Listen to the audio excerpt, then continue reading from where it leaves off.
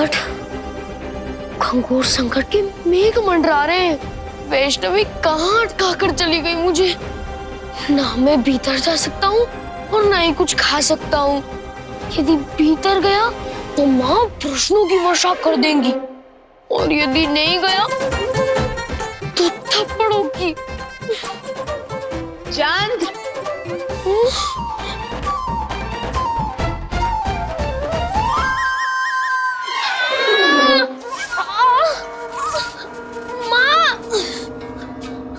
क्यों छिप रहे थे हमसे? कब से पुकार रहे थे, तुम्हें सुनाई नहीं देता? हाँ? वैष्णवी कहाँ है? हाँ? कहाँ है वैष्णवी? हे भगवान, बचा लेना, मेरे मुख से वैष्णवी के बारे में कुछ नहीं निकले। वो तो मैं तो क्या छिपके सो रहे थे? यहाँ वहाँ खाते खाते अब तुम सोने भी लगे। हाँ चंद? नहीं माँ, मैं तो वैष्णवी की प्रतीक्षा कर रहा था। कान जोड़िए। क्या वैष्णवी की प्रतीक्षा कर रहे थे? क्यों? वो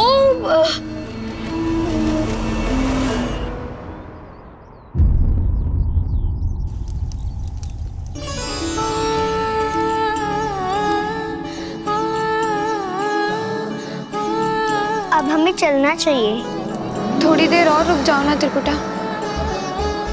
बैठो।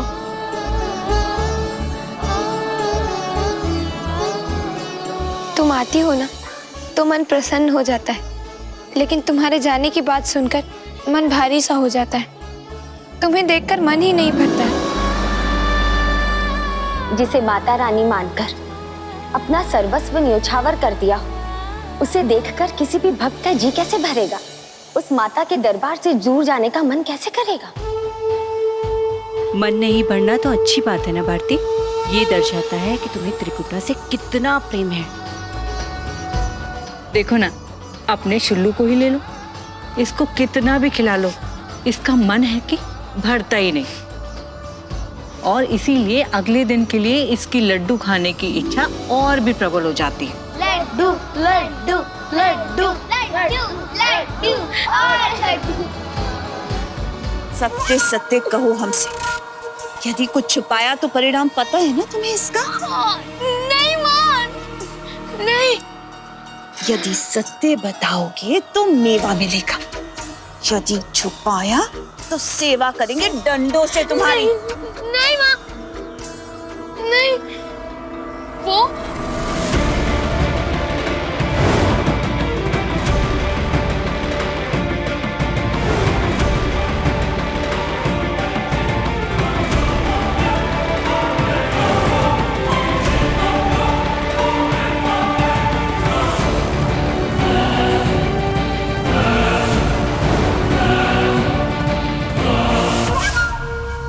सत्य ये सब?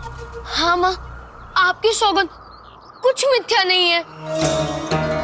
तुम्हारे कहने का अर्थ ये है कि यदि इस क्षण हम वैष्णवी के कक्ष में जाएंगे तो वो वहां नहीं होगी। बोलो चंद, यही तात्पर्य है ना तुम्हारा? यदि तुम्हारी ये बात मिथ्या निकली तो सोच लेना। नहीं माँ, नहीं। मैंने उसे स्वयं बाहर जाते हुए देखा है, तो वो कक्ष में कैसे मिलेगी? यदि भीतर होती तो मैं बाहर जाते हुए कैसे देख पाता?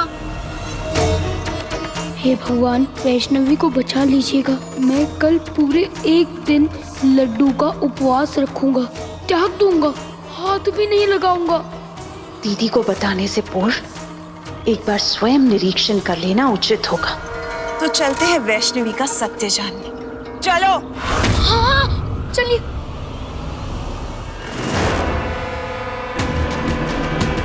किंतु माँ, इतनी रात को हम ये सब क्यों कर रहे हैं?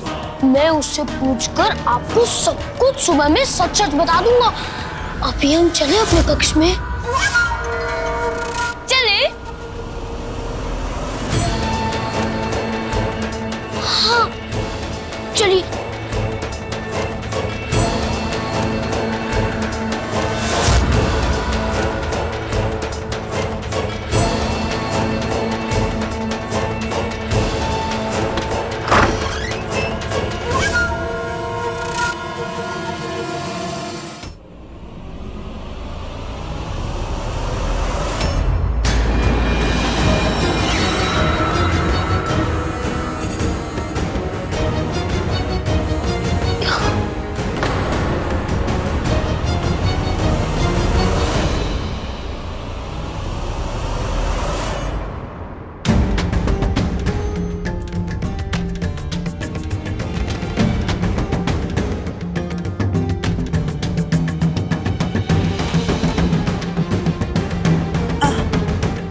वैष्णवी, तुम तो सो रही हो।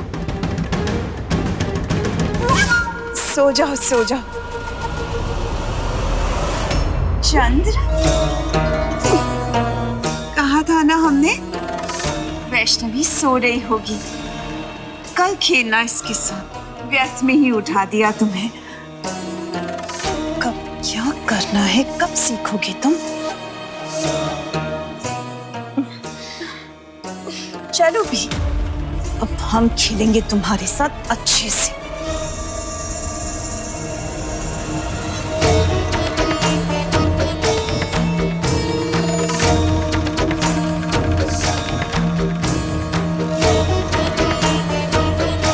सो जाओ पुत्री, इस व्यवधान के लिए हम क्षमा चाहते हैं।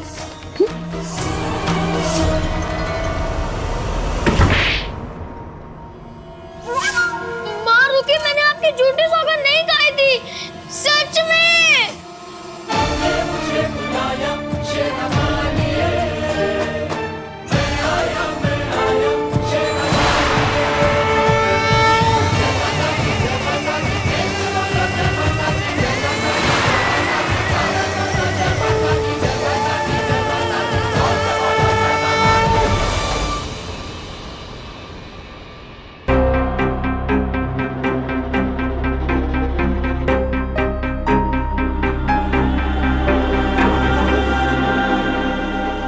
सेविका, सेविका,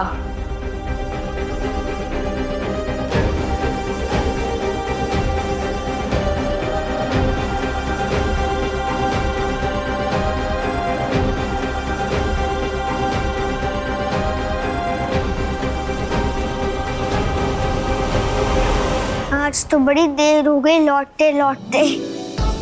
अच्छा है अभी तक सब जगे नहीं हैं। मैं भी कुछ पल के लिए अपने कक्ष में विश्राम कर लेती हूँ।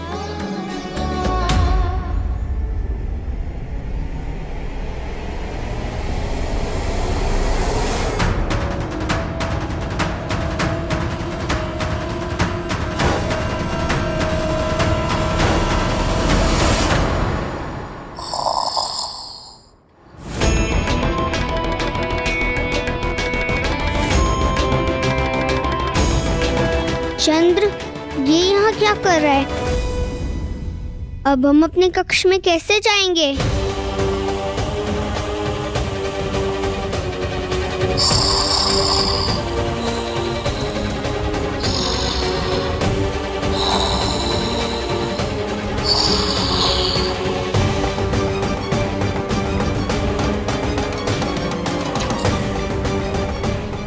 लड्डू, हाँ लड्डू,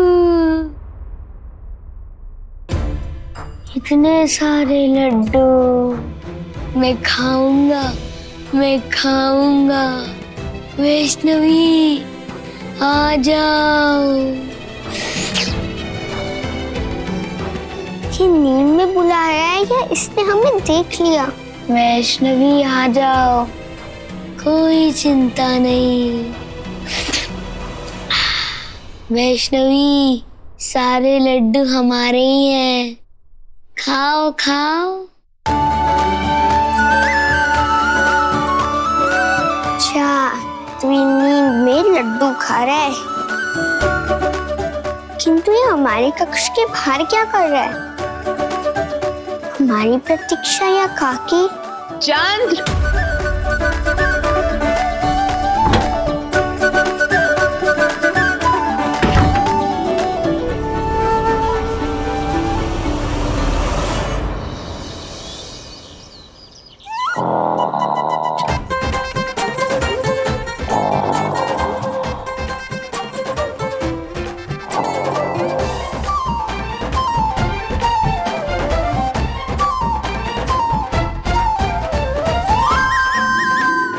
इन्हें क्या हुआ है? चिंता मत कीजिए महाराज, अभी जगा देते हैं।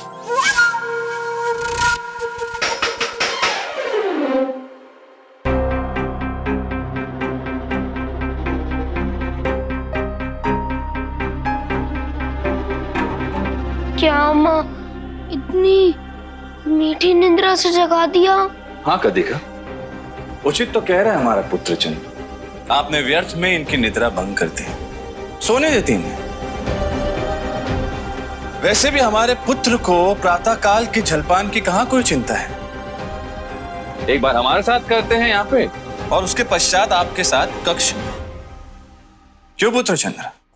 ना ऐसी बात ही, प्रतिदिन आप सोया कीजिए, जलपान में भी कटौती होगी और आपका स्वास्थ्य भी सुधरेगा। ऐसा प्रतीत होता है कि आप दोनों की निद्रा पूर्ण नहीं हुई है। जाइए विश्राम कीजिए। अब दोनों सीधे अपने कक्ष में जाना। जब निद्रा पूर्ण हो जाएगी तो हम भोजन भिजवा देंगे।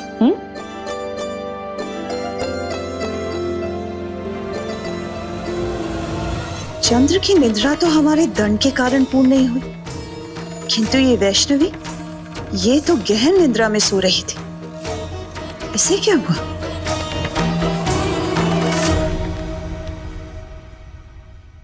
बच गए। हमें तो लगा कि माँ से बड़ी डांट पड़ेगी, किंतु पिताश्री ने आज हमें बचा लिया। क्या हुआ चंद्र? मन में कोई बात है? कोई तो बात है, बोलो तो। पूछूं कि नहीं? क्या हुआ चंद्र? तुम तो हमें कुछ भी बताने के लिए इतना नहीं सोचते, सब बताते हो, तो आज क्या सोच रहे हो? वही तो, मैं सदैव तुम्हें सब कुछ बताता हूँ,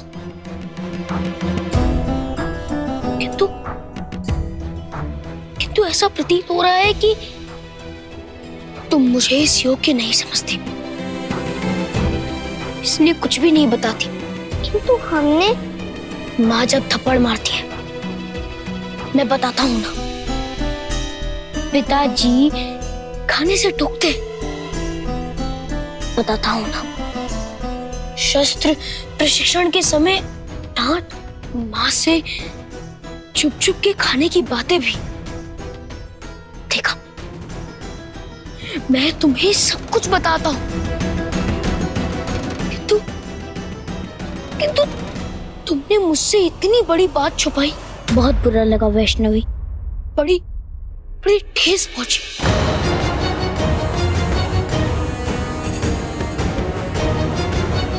हमने क्या छुपाया चंद्र? क्या क्या छुपाया वो हमें नहीं पता, किंतु कल रात को मैंने तुम्हें सेनापति जी के साथ महल से बाहर जाते हुए देखा। तुम राजसी नहीं, अभी तो साधारण वस्त्र धारण की हुई थी, जा रही थी सेनापति जी के साथ उनके रथ पर। मैं भी देख रहा था, फिर तुम्हारी बहुत प्रतीक्षा की, किंतु तुम ना लौटी। फिर माँ ने पुकार लगा दी। चंद्र, वो हम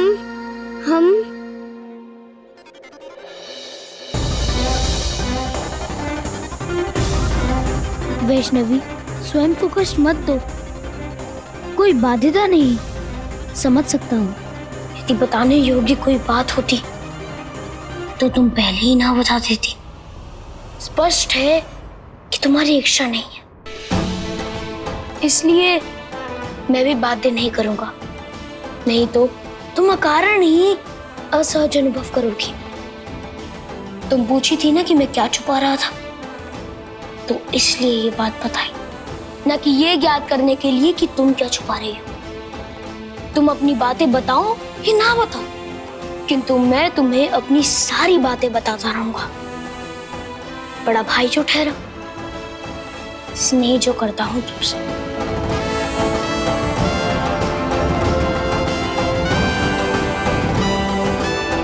और सुनो, चिंता मत करना, ये बात गोपनीय रहेगी, मैं किसी को नहीं बताऊंगा, चाहे मुझे दंडी क्यों ना मिले।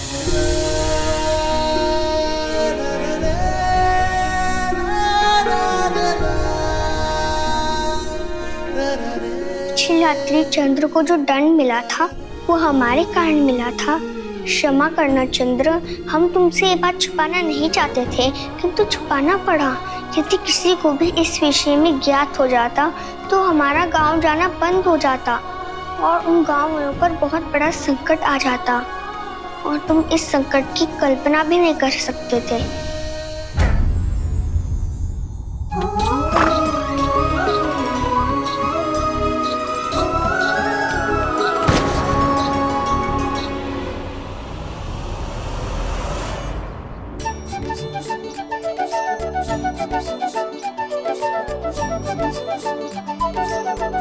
मेरे साथ इतना असामान्य होने की आवश्यकता नहीं। कहा ना, तुम्हारा ये रहस्य रहस्य ही रहेगा। मैं किसी को कुछ नहीं बताऊंगा। मैं जानता हूं, मैंने जो कुछ भी देखा वो सत्य था। मैंने तुम्हें महल से बाहर जाते हुए देखा था, किंतु जब माँ मुझे तुम्हारे कक्ष में लेकर गई तब तुम निद्रा में लीन थी। यदि तुम महल से बाहर थी तो अपने कक्ष में कब और कैसे पहुंची?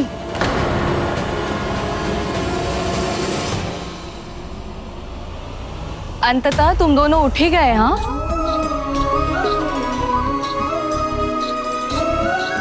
अब शीघ्र चलो। आज की कथा सुनने के पश्चात तुम दोनों के पास चर्चा करने के लिए बहुत कुछ होगा। बोलते नहीं थकोगे तुम दोनों। चलो। रानी माँ, मैं नहीं आ रहा।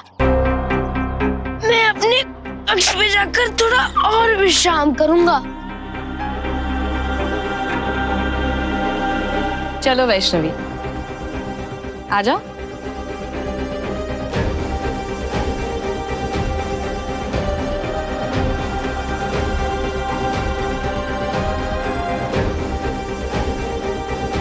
चंद्र हमसे रुष्ट हो गया है, उसको हम अपनी दुविधा कैसे समझाएं? ये हम अपने लिए नहीं कर रहे हैं, उस भयानक पिशाच से गांव वालों की रक्षा के लिए कर रहे हैं। काल रात्रि। आज की कथा देवी कालरात्रि की है। किंतु देवी कालरात्रि की कथा से पूर्व इसे दुर्गमासुर के विषय में बताइए, तभी तो महत्व समझेगी ये। उचित कह रही हैं आप। दुर्गमासुर? ये कौन सा असुर है? दुर्गमासुर ये वो असुर है जिसने देवी मां के वचन का मोल नहीं समझा।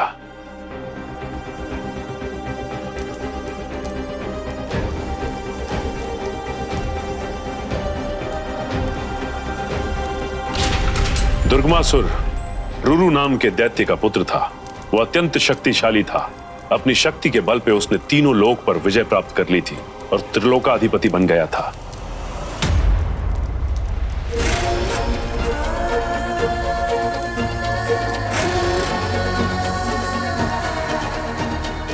किंतु एक स्थान था जहां वह विजय प्राप्त नहीं कर पाया था, कैलाश। तो उसने मन में ठान लिया कि देवी पार्वती से बलपूर्वक विवाह करके कैलाश पर भी विजय पाएगा।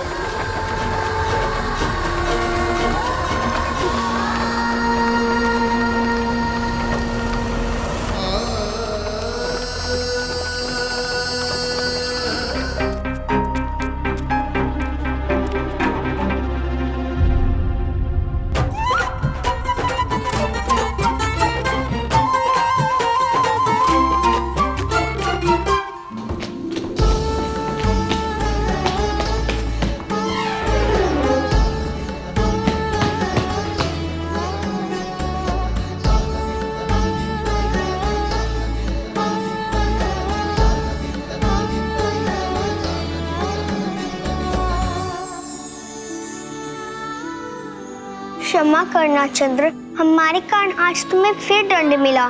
तुम्हें अकारण कष्ट हो रहा है ना हमारे चलते? हम कुछ बुरा नहीं कर रहे हैं, नारायण की सौगंध। अरे नहीं नहीं, आज कोई दंड नहीं मिला। मैं तो अपनी इच्छा से तुम्हारी यहाँ प्रतीक्षा कर रहा था। महल से बाहर गई थी तो चिंता तो होगी ना। अब तुम आ गई हो ना, तो मैं निश्चिंत होकर सो जाऊंगा। पूरी रात जगते रहे? हाँ, एक पल के लिए भी नहीं सोया।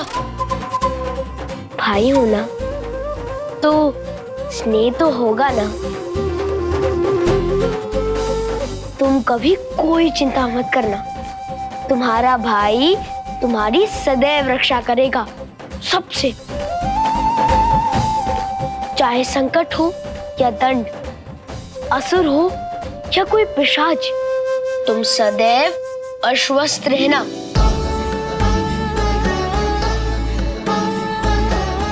चंद्र को हमसे कितना स्नेह है, हमें उसे सब कुछ बता देना चाहिए।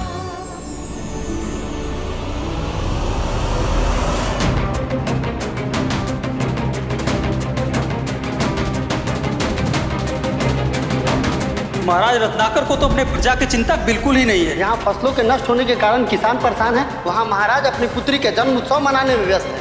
खेत उजड़ने से भूखमरी की मार तो प्रजा को झेलनी पड़ती है, और महाराज का राज भंडार वो तो सदैव भरा रहता है। हाँ,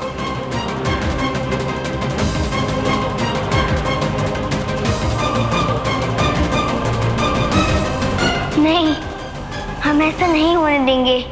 गांव वालों के साथ ऐसा नहीं होने देंगे हम। गांव वालों पर कोई संकट नहीं आने देंगे हम।